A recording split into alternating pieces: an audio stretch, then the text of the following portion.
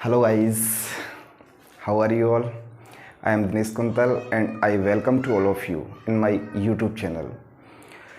Guys, I hope that you all are good and be safe at your home. बहुत लंबे वक्त के बाद काफ़ी समय लगा हमें यहाँ तक आने में, but finally we are here. Actually मेरी तबीयत ख़राब थी जिसकी वजह से मैं बेड रेस्ट पे था और आपकी क्लासेस कंटिन्यू नहीं कर पाया. लेकिन आगे से आपकी जितनी भी क्लासेस होने वाली हैं वो सारी क्लासेस कंटिन्यू होंगी. और ये आपका जैसे नज़र आ रहा होगा आपको, ये इंग्लिश स्पेशल बैच होने वाला है.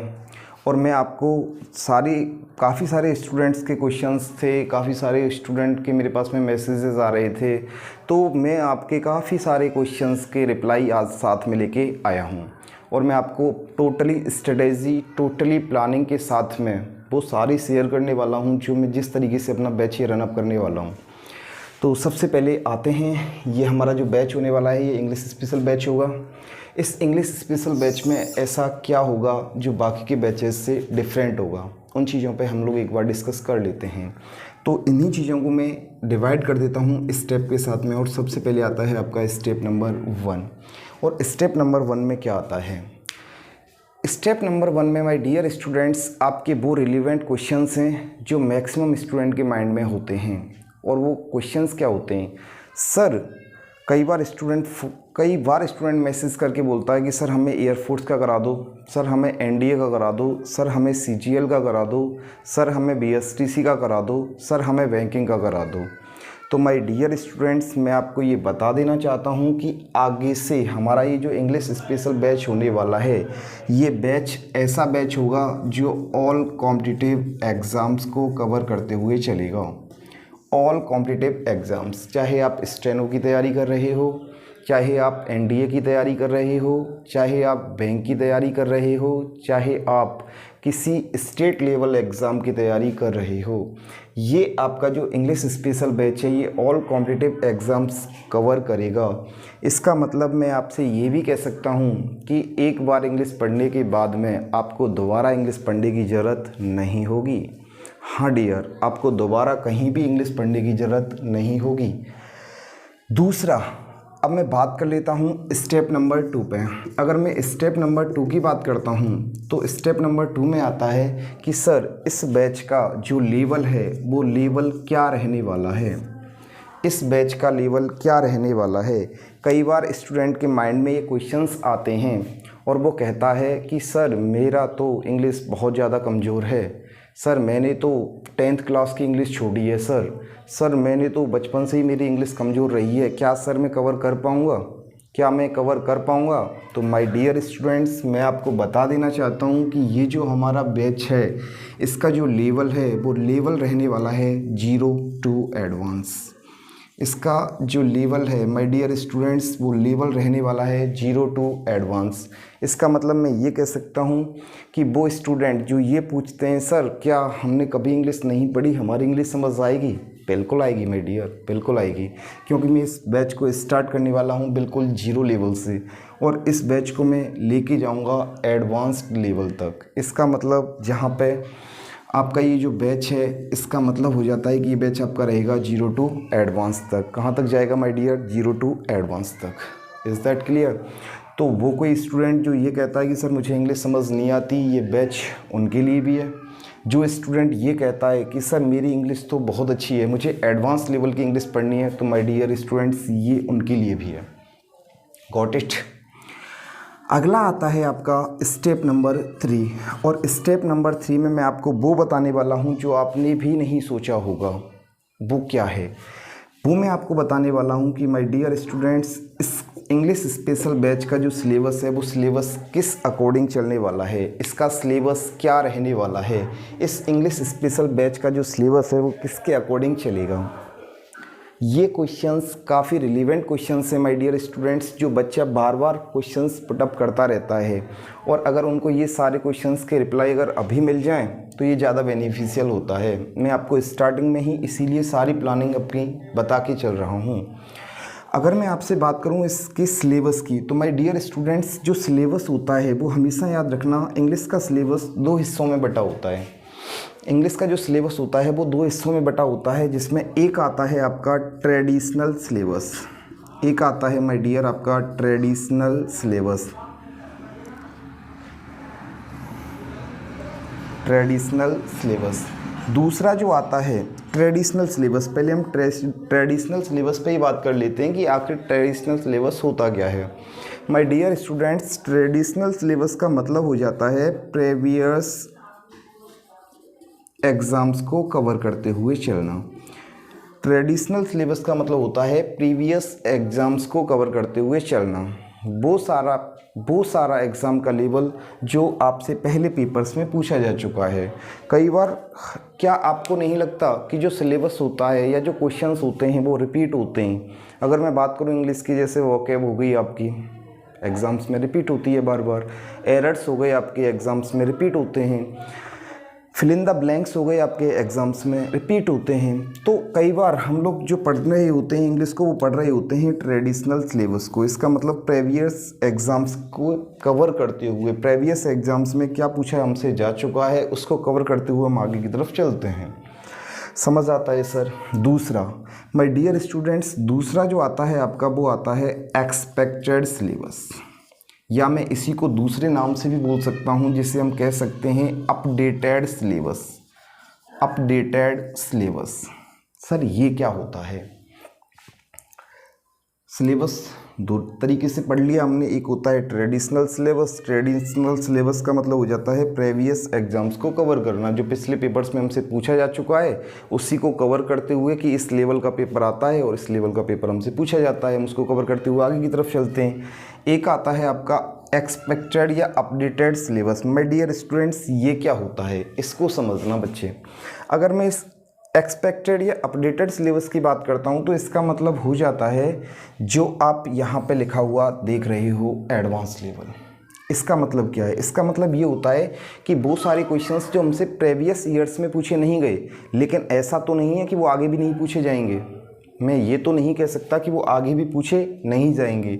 इसका मतलब ये हो जाता है, कई बार आपने देखा होगा जो इंग्लिश है ये हमेशा अपने आप को अपग्रेड करती है, हमेशा इंग्लिश अपने आप को अपग्रेड करती है। अपग्रेड बोले तो अब आपने देखा होगा कई बार, मैं जैसे कराता हूँ कई बार स्टूडेंट को, अपने जो नए बैचेज है उनमें मैं हमेशा कराता हूँ, जैसे एक वर्ब होता है आपका, एक टॉपिक होता है मूड वर्ब, एक टॉपिक होता है आपका मूड वर्ब, एक टॉपिक होता है आपका intention of a speaker, intention of a speaker. पुत्र ये जो टॉपिक हैं ये टॉपिक पहले इंग्लिश के अंदर नहीं थे, लेकिन आजकल यहाँ से क्वेश्चंस पुटअप हो रहे हैं, आजकल यहाँ से क्वेश्चंस पुटअप हो रहे हैं। और मैं अपने बैचेज़ में ये कराता भी हूँ, जो ऑफलाइन बैचेज होते हैं मेरे, वहाँ पर मैं इन टॉपिकों को कराता भी हूँ, लेकिन इनका बाकी के टीचर्स से कोई लेना देना नहीं है, वो टीचर्स इसको नहीं कराते। इसका मतलब ये है माय डियर कि ऐसा नहीं है कि जो हमसे पिछले बार पूछा नहीं गया या जो अभी तक पूछा नहीं गया वो आगे भी नहीं पूछा जाएगा। माय डियर स्टूडेंट्स, हमेशा चीज़ें बनती हैं टूटने के लिए, हमेशा रिकॉर्ड बनते हैं टूटने के लिए। तो ऐसा नहीं है कि जो पहले नहीं हुआ वो अब नहीं होता। चीज़ें अपडेटेड होती हैं, चीज़ों को अपग्रेड किया जाता है, और जब चीज़ों को अपग्रेड किया जाता है तो ऐसे सारे टॉपिक्स इंक्लूड कर दिए जाते हैं जहाँ से पहले क्वेश्चंस पुटअप नहीं होते थे, लेकिन आजकल यहाँ से बेहद सारे क्वेश्चंस पुटअप होते हैं आपके एग्ज़ाम में। तो और जो स्टूडेंट मेरे से ऑफलाइन पढ़ता है वो इस बात को जानता है कि मैं हमेशा अपग्रेड चीज़ें लेके आता हूँ, मैं हमेशा लेटेस्ट वर्जन लेके आता हूँ। मैं कभी रटाई हुई चीज़ों पे ट्रस्ट नहीं करता, मैं चीज़ों को कॉन्सेप्ट के साथ और लेटेस्ट वर्जन के साथ पढ़ाना पसंद करता हूँ। तो ये सारी चीज़ें मैंने आपको अभी तक बता दी, सारे ऑल कॉम्पिटिटिव एग्ज़ाम्स को कवर करेगा ये बैच हमारा, बिल्कुल। चाहे आप एनडीए की तैयारी कर रहे हो, चाहे आप सीजीएल की तैयारी कर रहे हो, चाहे आप बैंक लेवल की तैयारी कर रहे हो, चाहे आप किसी भी स्टेट लेवल एग्ज़ाम की तैयारी कर रहे हो, हर एक लेवल को क्रॉस करते हुए चलेगा। इसका जो लेवल है माय डियर स्टूडेंट्स वो 0 to एडवांस रहने वाला है। बिल्कुल 0 से बैच स्टार्ट करेंगे और एडवांस तक लेते हुए जाएंगे। किसी भी टॉपिक को मैं बिल्कुल 0 से स्टार्ट कराऊंगा और बिल्कुल उसके टॉप तक उस टॉपिक को लेके जाऊंगा। तीसरा जो हमारा सिलेबस होता है वो मैंने आपको अभी बताया कि ये 2 तरीके का होता है, एक होता है ट्रेडिशनल सिलेबस, एक होता है एक्सपेक्टेड या अपडेटेड सिलेबस। बाकी के माय डियर स्टूडेंट्स, आप जहाँ भी पढ़ते हो आपको देखने को मिलता है ट्रेडिशनल सिलेबस, जहाँ से अब तक क्वेश्चंस पुटअप होते हैं, जिस तरीके से क्वेश्चंस पुटअप किया जाता है उस तरीके से आपको पढ़ा दिया जाता है। एक होता है एक्सपेक्टेड या अपडेटेड सिलेबस। इसका मतलब अभी तक तो नहीं हुआ, लेकिन सर क्या गारंटी है कि आगे नहीं होगा? बिल्कुल हो सकता है, बिल्कुल हो सकता है। तो हम सारे उस तरीके के क्वेश्चंस को भी टच करते हुए चलते हैं आगे। ये होगा हमारा पढ़ने का तरीका। Okay my dear students. दूसरा, अगर मैं इससे आगे की बात करता हूँ तो इससे आगे सर हमें क्या क्या देखने को मिल सकता है, उन चीज़ों पे एक बार बात कर लेते हैं अपन लोग।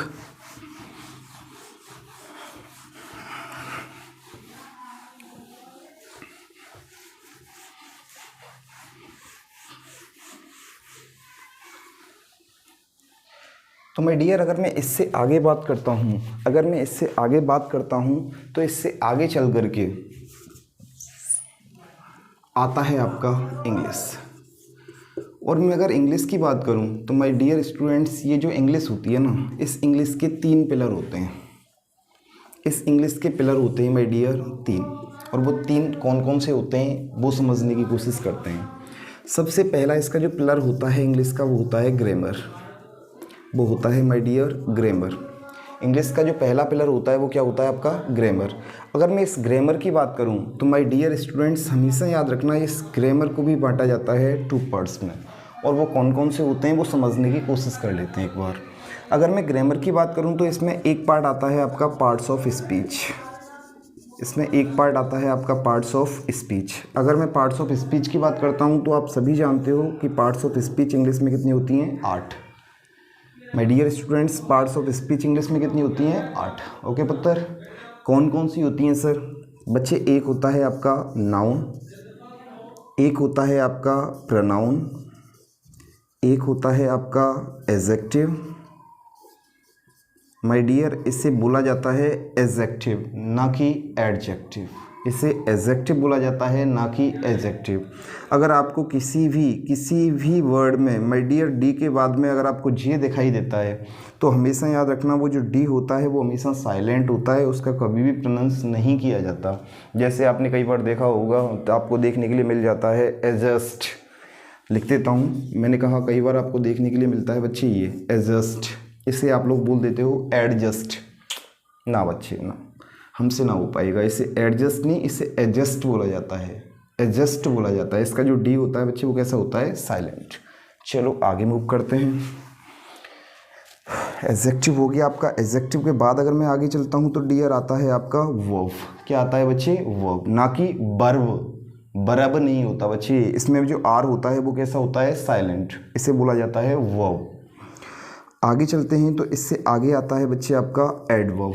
क्या आता है? एडवर्ब। एडवर्ब के बाद हम और आगे चलते हैं तो आता है आपका कंजंक्शन। क्या आता है बच्चे? कंजंक्शन। कंजंक्शन के बाद में और आगे चलते हैं तो आपको देखने के लिए मिलता है आपका इंटरजेक्शन। क्या देखने को मिलता है? इंटरजेक्शन। तो इस तरीके से हमारी जो टोटली पार्ट्स ऑफ स्पीच होती हैं इंग्लिश के अंदर वो कितनी हो जाती हैं? 8। यहाँ तक बात समझ आती है? बिल्कुल सही है। जब हम इससे आगे चलने की कोशिश करते हैं, तो ये हो जाते हैं माय डियर हमारे टोटली 8 पार्ट्स ऑफ स्पीच। यहाँ तक बात समझ आती है। अगला जो ग्रामर का पार्ट आता है वो आता है डेस्क्रिप्टिव ग्रामर। Descriptive grammar. अगर मैं डेस्क्रिप्टिव ग्रामर की बात करता हूँ तो इसके अंदर आते हैं आपके, सबसे पहला आ जाता है आपका टाइम एंड टेंस। समझ आता है सर? दूसरा बच्चे इसी में आ जाता है आपका पैसिव वॉइस।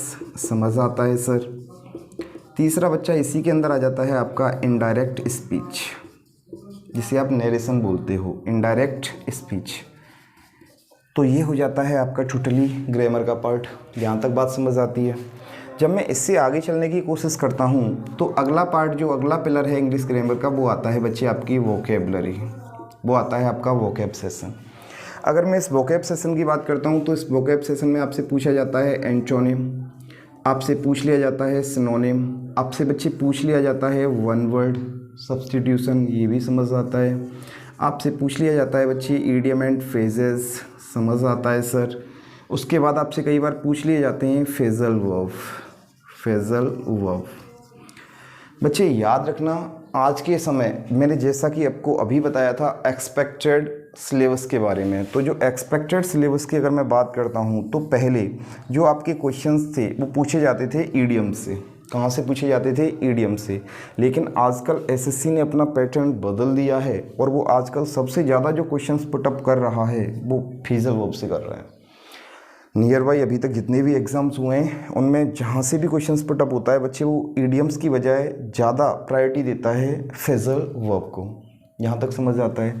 इसके बाद में जब हम इससे आगे चलते हैं तो अगला आता है बच्चे आपका कॉम्प्रहेंसन।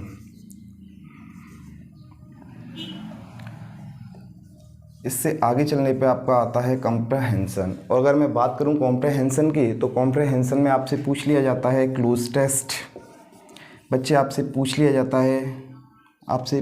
जाता है क्लोज टेस्ट हो गया। क्लोज टेस्ट के अलावा आपसे पूछ लिया जाता है PQRS। इसी का जो दूसरा नाम होता है वो होता है सेंटेंस रीअरेंजमेंट। इसी का जो दूसरा नाम होता है वो क्या होता है? Sentence rearrangement. इसके बाद में जैसे वो आपसे कई बार और भी कुछ तरीके से, जैसे आपका फिल इन द ब्लैंक्स हो गया, इस तरीके से वो आपसे क्वेश्चंस पूछ लेता है। तो ये होते हैं आपके इंग्लिश के 3 पिलर। सबसे पहला आता है आपका ग्रामर सेक्शन, समझ आता है। दूसरा आता है आपका वोकैब सेक्शन, समझ आता है। तीसरा आता है आपका कॉम्प्रहेंशन सेक्शन, ये भी समझ आता है। तो माय डियर स्टूडेंट्स, ये तीनों ही सेशन हमारे लिए बहुत ज़्यादा इंपॉर्टेंट हैं। याद रखना, अगर हम ये सोचते हैं कि केवल एक पिलर से हमारा काम चल जाए, सर हम ग्रामर को स्ट्रॉन्ग कर लें, अपनी वोकैब को छोड़ दें, अपने कॉम्प्रहेंशन को छोड़ दें और हम सिलेक्शन ले जाएँ, this is not possible my dear, this is not possible. आगे सर अगर मैं वोकैब को स्ट्रॉन्ग कर लूँ, कॉम्प्रहेंशन पे कम फोकस करूँ तो भी मेरे भाई सिलेक्शन पॉसिबल नहीं है। तो माय डियर स्टूडेंट्स, हमेशा याद रखना, हमें तीनों ही पिलर को साथ लेते हुए चलना है। और इसीलिए मैंने आगे की जो अपनी स्ट्रेटजी तैयार की है उस स्ट्रेटजी में मैंने यही सबसे पहले इन्हीं चीज़ों पे फोकस करते हुए मैं आगे आपके लिए कुछ अलग से प्लेलिस्ट तैयार कर दूंगा। उस प्लेलिस्ट में एक आपकी प्लेलिस्ट हो जाएगी वोकैब सेशन की, जिसमें केवल आपको वोकैब की PDF देखने को मिलेंगी या वोकैब की क्लासेस आपको देखने के लिए मिलेंगी। दूसरा आपकी एक जो प्लेलिस्ट मैं आपके लिए बनाने जा रहा हूँ वो होगी आपकी ग्रामर की प्लेलिस्ट, जिसमें आपको जितनी भी वीडियोज़ हैं वो सारी ग्रामर की वीडियोज़ मिलेंगी। और तीसरी आपकी जो प्लेलिस्ट में तैयार करने जा रहा हूँ वो होगी आपकी कॉम्प्रहेंशन की प्लेलिस्ट, जिसमें आपको सारी जितनी भी वीडियोस हैं वो कॉम्प्रहेंशन से रिलेटेड मिल जाएंगी। Got it my dear? तो ये था हमारा अभी तक का स्ट्रेटजी कि मैं आगे किस तरीके से इंग्लिश चलाने वाला हूँ। मैं आपके कॉम्प्रहेंशन सेक्शन को भी कराऊँगा, मैं आपके वोकैब सेक्शन को भी कराऊँगा और मैं आपका बच्चे ग्रामर सेशन तो कराते ही कराता है, ठीक है ना। और जो बच्चे मेरे से पढ़े हैं वो इस बात को अच्छे से जानते होंगे कि मेरा पढ़ाने का तरीका बिल्कुल भी अलग है। मैं बिना किसी रूल्स के कॉन्सेप्ट के साथ में इंग्लिश पढ़ाना पसंद करता हूँ। तो माय डियर स्टूडेंट्स, जैसा कि मैंने आपसे कहा, मुझे बिल्कुल भी रूल्स रपाटों में मुझे बिल्कुल भी ट्रस्ट नहीं है। और मैं आपको भी यही एडवाइस देता हूँ कि उन बाबाओं से हमेशा दूर रहें जो आपको रूल्स तक खींच के लेके जाते हैं, क्योंकि रूल्स हर चीज़ का सॉल्यूशन नहीं है। इंग्लिश के अंदर हर एक क्वेश्चन को आप रूल्स से नहीं कर सकते। फिर उस कंडीशन में आपको एक्सेप्शंस दिखाई देते हैं और वहाँ पर इंग्लिश आपके लिए डिफ़िकल्ट हो जाती है, ठीक है मेरे भाई। तो ये आपका टोटली स्ट्रेटजी थी, प्लानिंग थी कि हमें किस तरीके से इंग्लिश को पढ़ना है।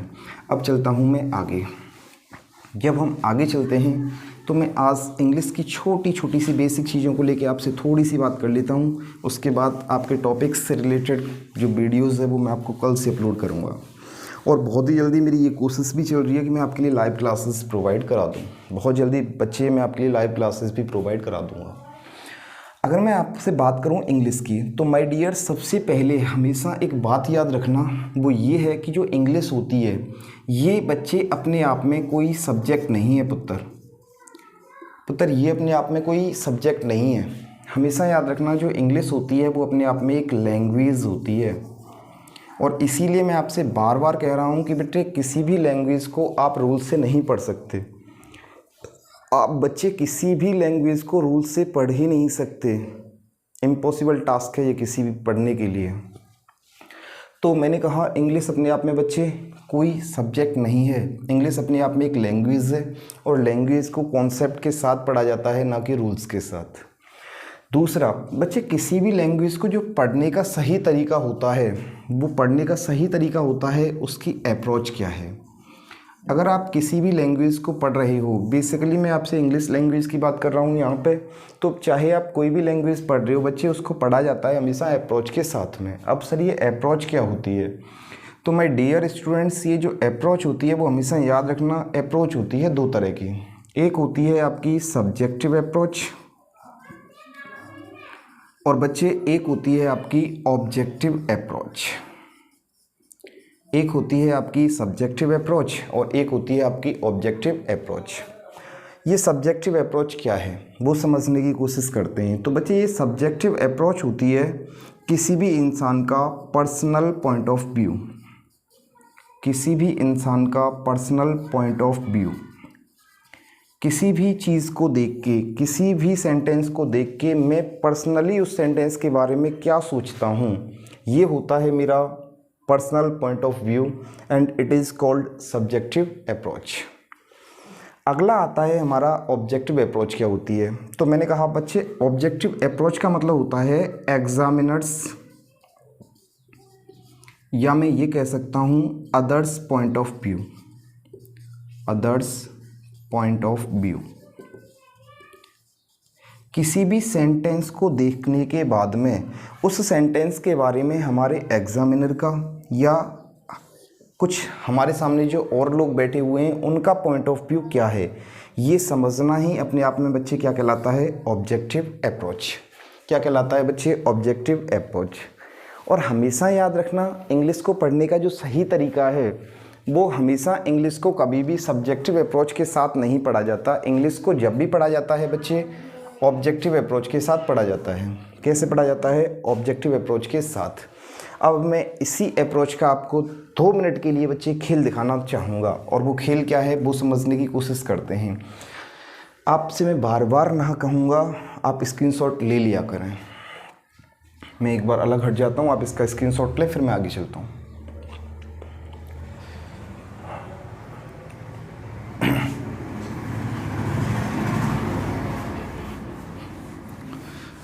अब सर ये subjective approach personal point of view और ऑब्जेक्टिव अप्रोच अदर्स या एग्जामिनर्स पॉइंट ऑफ व्यू, ये क्या होता है इसे समझने की कोशिश करते हैं। मैंने आपके सामने एक सेंटेंस लिखा, समझने की कोशिश करना। मैंने आपसे कहा मोहित किल्ड मी यस्टरडे, मोहित किल्ड मी यस्टरडे, समझ आता है। अगर बच्चे मैं इस सेंटेंस की बात करता हूँ तो मोहित किल्ड मी यस्टरडे, ये जो मोहित है ये इस सेंटेंस का सब्जेक्ट हो गया। जो किल्ड है ये अपने आप में वर्ब की सेकंड फॉर्म ऑफ वर्ब है। मी इस सेंटेंस का ऑब्जेक्ट हो गया, और यस्टरडे अपने आप में किसको दिखा रहा है, पास्ट वर्ड को। अगर ये अपने आप में यस्टरडे बेटा पास्ट वर्ड को दिखा रहा है तो इसका मतलब ये पास्ट टेंस होना चाहिए। अगर ये पास्ट टेंस होना चाहिए तो सर किल्ड अपने आप में सेकंड फॉर्म ऑफ वर्ब है, और सेकंड फॉर्म ऑफ वर्ब कौन से टेंस में यूज़ होती है डियर, पास्ट में यूज़ होती है।